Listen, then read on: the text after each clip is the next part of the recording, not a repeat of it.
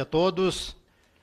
Cumprimento imediatamente o deputado Coronel Meira. Agradeço a oportunidade de estarmos aqui defendendo um tema que é tão caro para a sociedade brasileira. Não caro em termos de valor, mas caro no aspecto que representa a vida de muito cidadão do nosso país. E agradeço de imediato a possibilidade de estar aqui, através do deputado Luiz Carlos Busato, que estava na última audiência, não pôde estar aqui hoje, está com problema de saúde, do União Brasil do Estado do Rio Grande do Sul, então agradeço ao querido deputado Busato. Cumprimento o corajoso deputado Áureo Ribeiro, o relator deste processo, que tem nas mãos essa missão de evitar uma precarização maior da formação do futuro jovem que vai conduzir veículo pelas rodovias e estradas deste nosso país. E que nós já temos, infelizmente, um dado alarmante no que se refere à acidentalidade.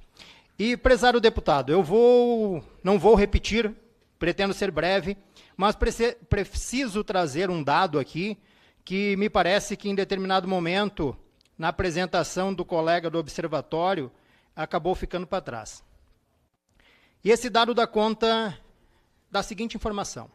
1997 são dados que estão lá na página do Senatran. 1997, no Brasil, 96, na verdade, por código veio ser promulgado em 1997, mas em 96 nós tínhamos 26,5 milhões de habilitados. Melhor, 26,5 milhões de veículos. Nós tínhamos 30 milhões de condutores. E nós tínhamos 29,9 mil vítimas fatais. Então, com 26,5 milhões de veículos, nós tínhamos uma média de 11,3 mortes, deputado, a cada 10 mil vítimas fatais. 1997. Vamos para 2024. Dados que estão postos públicos. Nós temos no Brasil 121 milhões de veículos em 2024. Lembra que era 26. Nós temos 85,2 milhões de condutores no Brasil. E nós temos 30 mil vítimas fatais no ano de 2024. Então, deputado, nós temos 2,5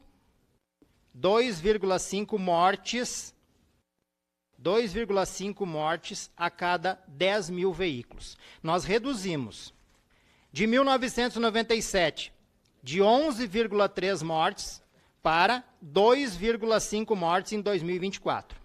Isso quer dizer, deputado, que a variação do número de veículos aumentou 358 vezes.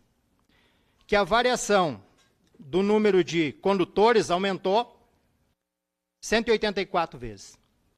E que a variação do número de acidentados diminuiu 75%.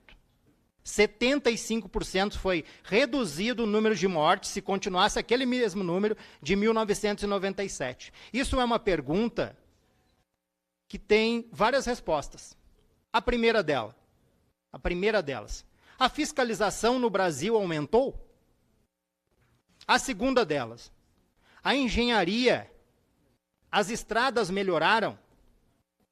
São os 3 E's da educação, são os 3 E's do trânsito, educação, engenharia e esforço legal. Ou seja, o que reduziu esse número de acidentes? O que reduziu esse número de sinistros?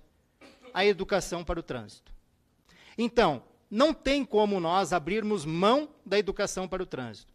E com o máximo respeito a todos que estão aqui, todos trabalhamos na mesma área. Dr. Garonce fez a fala ali, em 2014 nós estávamos tratando de uma resolução 726, que inclusive fortalecia o processo de habilitação. E várias outras que vieram, simulador de direção entrou e saiu, assim como extintor de incêndio entrou e saiu, assim como o kit de primeiros socorros entrou e saiu. Ou seja, nós temos, na verdade, muitos interesses quando a gente trata desses assuntos. E, com todo respeito, Coronel Meira, se o senhor hoje propor aqui nessa casa para criar a obrigatoriedade do extintor de incêndio, novamente, qual é o trâmite legal? Vamos fazer mais, né? Porque nós somos, o senhor, claro, Vossa Excelência é um deputado. Mas se o presidente da República quiser implantar hoje o extintor de incêndio, qual é o procedimento legal? Ele apresenta aqui nessa casa, os senhores deputados se concordarem, daqui a 1 ano vai ser obrigatório o extintor de incêndio. Porém, se o senhor apresentar isto para o Ministério dos Transportes e passar pelo CONTRAN, ele torna amanhã obrigatório o extintor de incêndio. E aí, nobre deputado, me perdoe aqui de novo a insistência. Nós não temos mais segurança jurídica no nosso país para tratar do assunto trânsito. E não tem empresário qualquer que consegue a subsistir. Nós saímos de um currículo de formação de condutores de 65 horas de aula. Nós saímos de um currículo de 65 horas de aulas para apenas 2 horas de aula. E eu entendo quando os colegas falam dos Estados Unidos, da Alemanha, do Japão, seja de que for o estado, mas não se compara ao estado brasileiro. Nós temos carioca no Rio de Janeiro, nós temos gaúcho no estado do Rio Grande do Sul, nós temos o baiano na Bahia, são todos eles no mesmo país e são diferentes, inclusive a forma de avaliar. Só no estado do Rio Grande do Sul, deputado, para deixar registrado que esse dado é importante, do mês de janeiro de 2025 a setembro de 2025, houve, durante os exames práticos, com o veículo da autoescola, 721 acidentes. Houve mais de 10 mil intervenções durante o exame prático de direção veicular pelo examinador, que não gerou acidente, graças a Deus. Hoje, os examinadores eles estão expostos a Deus, somente ele. Porque ele vai fazer um exame num veículo, numa pessoa que fez apenas 2 horas de aula prática.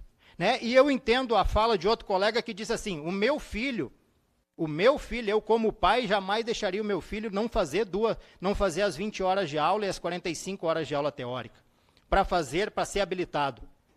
Mas nós não podemos esquecer que no Brasil tem muitos filhos que, infelizmente, não têm o pai, ou não têm o pai presente, ou já perdeu o pai. A referência dele talvez seja o coleguinha que anda empinando a moto, porque para nós no Brasil, este é o melhor condutor. E aí eu faço a comparação com os Estados Unidos, as pessoas desfilam de carro no modelo americano. No Brasil, a nossa referência é quanto mais tu acelera, melhor condutor tu é. Então este também é o futuro condutor sem preparo nenhum, que está apenas com 2 horas de aula prática. Ah, mas por que não pode ser flexível? O cidadão faz o que quer, porque não vai haver homogeneização no trânsito. Eu não vou, o meu filho vai chegar em casa, porque fez as 20 horas, tem uma condição melhor de dirigir, mas ele pode ser atropelado, ele pode levar uma fechada de uma pessoa que está aprendendo a dirigir. Ontem, no estado do Rio Grande do Sul, uma senhora entrou dentro de um supermercado. Ela foi passar naquela cancela e se atrapalhou, ao invés de acelerar, ela foi parar lá no meio da gôndola de vinho. Ainda causou um prejuízo que quebrou um monte de vinho bom lá. Né? Então, são situações que nós estamos enfrentando hoje, que nós, claro, tem que melhorar, o Centro de Formação de Condutores tem que melhorar, a autoescola tem que se reinventar. O colega perguntou aqui o senhor perguntou sobre a questão das faculdades. Lembrem que em 2007 era obrigatório que todo instrutor ia ter que ter o 3º grau completo. Assim como foi obrigado no Estado do brasileiro, que todos os diretores gerais e de ensino tinham que ter o 3º grau completo. Isso caiu agora há pouco tempo. Isso caiu agora há 5 anos, há 3 anos atrás, essa decisão do TRF de Rio de Janeiro. Senão, hoje era obrigatório ainda essas pessoas terem. Então, são pessoas que diretor-geral, diretor de ensino, investiram na sua carreira e simplesmente deixaram de existir. Né? Tem até uma questão que a gente se fala do fato príncipe aí, que deve ser acionado o Estado para buscar esses recursos, mas o que a gente quer realmente registrar é que não tem como o trânsito melhorar, se é isso que nós queremos, da forma que está sendo posta.